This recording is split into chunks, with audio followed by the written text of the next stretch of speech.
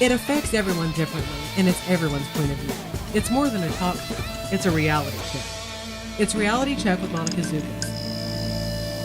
Good evening. Another Friday night is upon us. Okay, so I'm not doing anything majorly controversial tonight. I know some people are like, oh my gosh, what's she going to do or say next? I mean, but you never know. Between Michelle and I, we may get a little bit out there tonight, but one of the things I was saying on my Facebook when I was announcing my guest tonight is I love to see what's going on behind the scenes in Marion. You know, I had a guest several months ago named Tom Murphy, and to my surprise, he works for Gibson Guitar, and he's working on guitars for like some of the guys from Kiss and Peter Frampton right here in Marion. And he wouldn't disclose where his workshop is at, I mean, for obvious reasons, because we got a couple of thugs, I'm sure, that would have ran right over there. But there's so many things going on in Marion.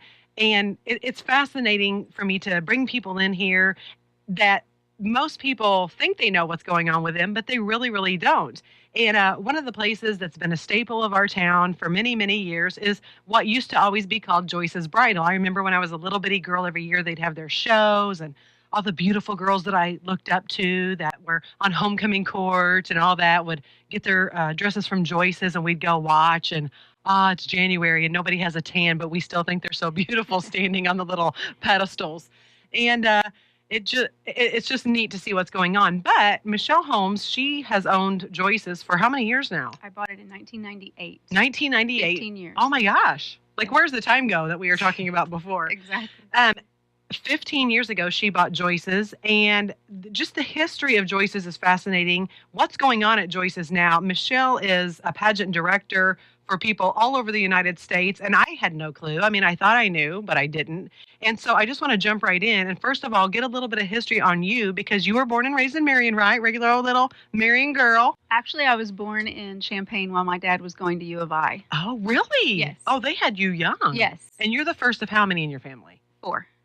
First of So 4. you were born in Champaign, Mm-hmm. and then He was at U of I, and then he actually moved to Decatur oh wow, for a job, and then he bought into Holmes Construction, and we moved here. So I was in the first grade when we moved here. So since you're the oldest of your siblings, you kind of traveled around a little bit with your mom and dad while you were tiny. Right. I didn't remember. She but doesn't yes. remember. So whenever you guys first came here, now wasn't Holmes though? And her dad is the owner of Holmes Construction, but hasn't that been around since like 19 something? Yeah, it was my great grandfather's, and it was F.E. Holmes and Son Construction. Okay. And then when Dad bought it, or Dad bought into it, it still stayed F.E. Holmes and Son, because F.E. Holmes was my grandfather. He was a junior. So there was a senior and a junior, and then Dad eventually changed it to R.L. Holmes and Associates. Okay, cool. So, see. yeah. And like I tell people, I could have went anywhere in this world, and I tried. I went to St. Louis after I graduated high school, and college, and I was like, I am so cool. I'm getting the heck out of Marion. I am way too big for this town and way too cool.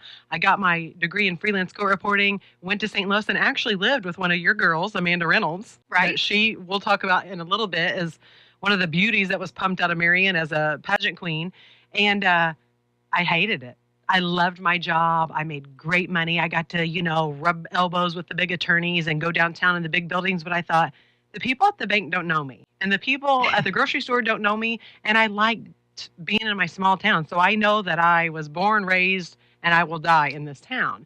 But I like small town America. There's a lot of fascinating things going on. Absolutely. So you weren't born here, but when you were small, you guys came, and then the rest of your siblings were born. We're all born here, yes. And so you graduated Marion High School, I assume? Yes. May I ask what year? It doesn't matter. 81! How old was I? I don't know. I wasn't too old.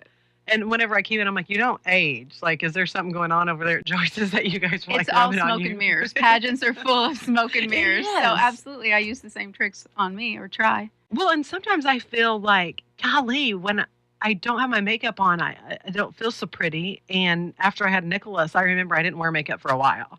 And my grandma felt, Mary Lou was like, can I tell you something? And I'm like, what? And she's like, put your makeup on. And I'm like, why? She's like, because you have a husband and you want to look pretty for him. If you're not looking pretty for him, he may start looking around. My mother always taught us to go to bed in our makeup. If you don't look pretty for your husband, then who are you going to look pretty for? She literally, to this day, puts makeup on before she goes to bed. Mikey Holmes. Absolutely. And she looks beautiful. And she will have her stilettos on pulling weeds, too. I've seen it happen. Yes, everyone has seen it happen. Well, and your parents have been married for how many years? Over 50 years. We had their 50th anniversary. My grandma and grandpa were married till the day my grandpa died. So I do believe that you should listen to your elders, especially the ones that have been together for many, many years. So Mikey Holmes is going to bed in her makeup. Absolutely. I mean, I'll tell right now, other than when I'm in the shower, I don't wash my face.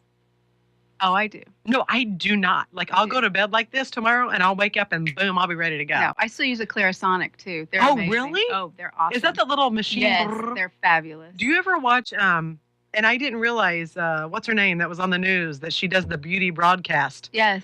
Emily Eddington? Yes. She does videos for She makeup. has like 38,000 followers on her blog.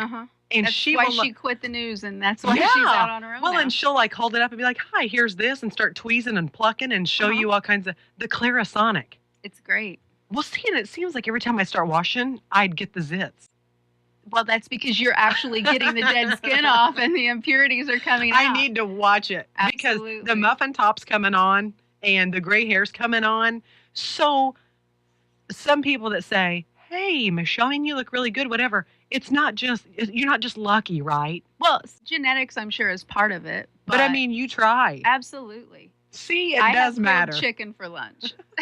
I haven't had a French fry in So you do forever. Watch it. Oh, absolutely. Well, see, and a lot of people are jealous because, she looks good. Don't be mad, because a lot of the people, 95% of the people that look good, they work hard. And they're earning it.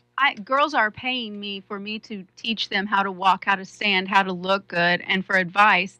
If I didn't, I mean, hey, don't do as I say, do as I'm old, but I try to keep myself up old. For that reason. I don't feel like you're old. I'm old.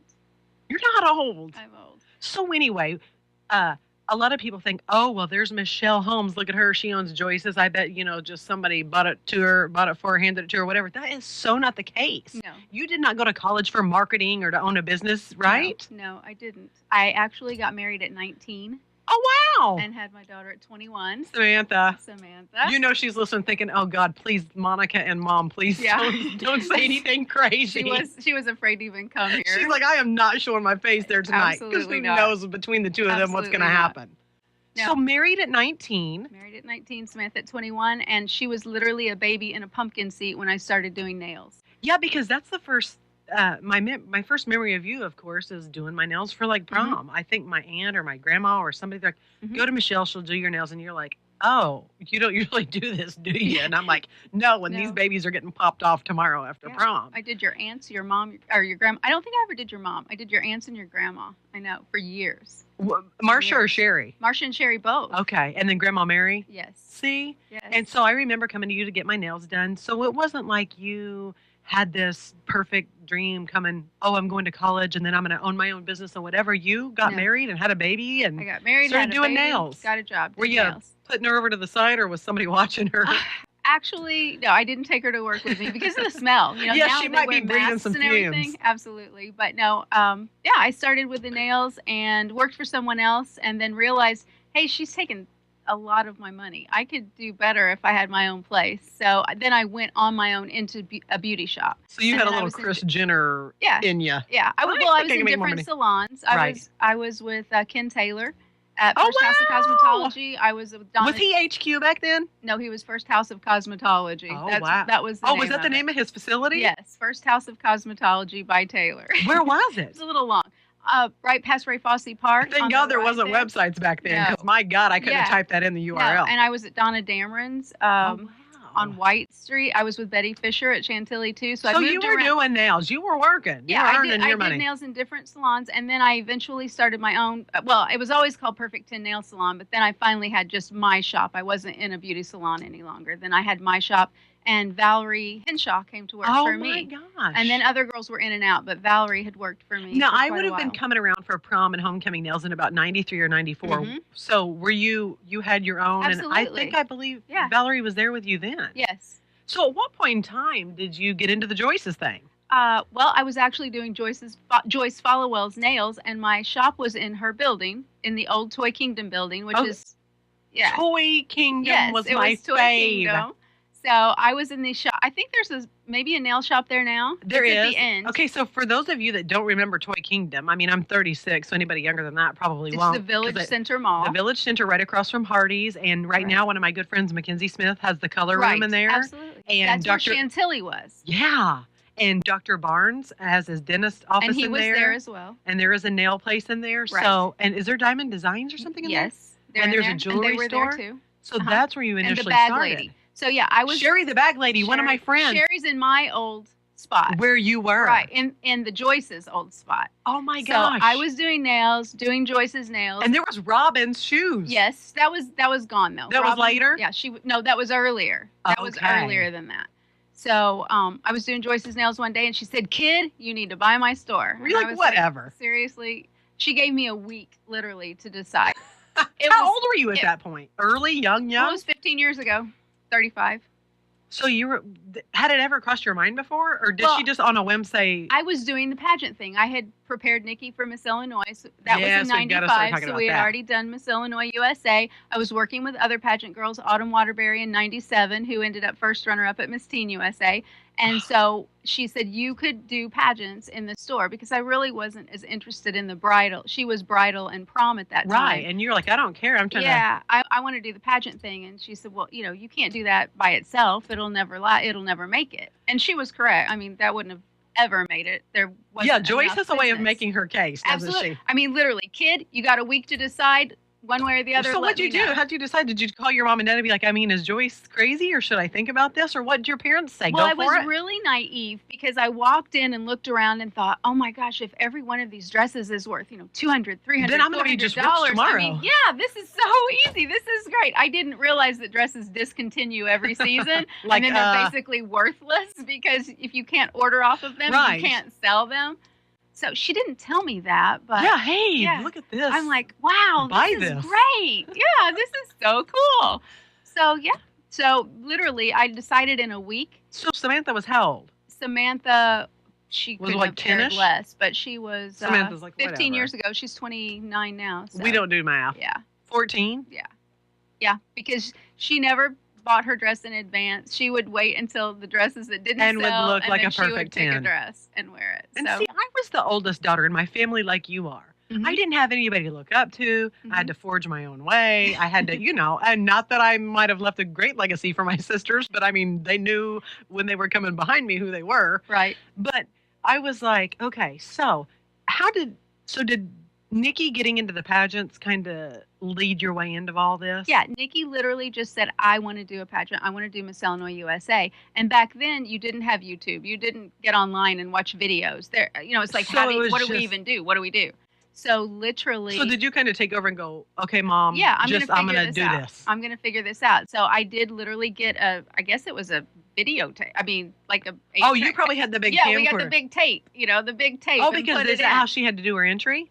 Well, no, we got a tape of the prior pageant. Oh, to see what's going on. We had never even been there. We had never even seen the pageant. Look, there goes 15 minutes. I'm here with Michelle Holmes. We are talking about all kinds of things tonight. We're talking about pageants.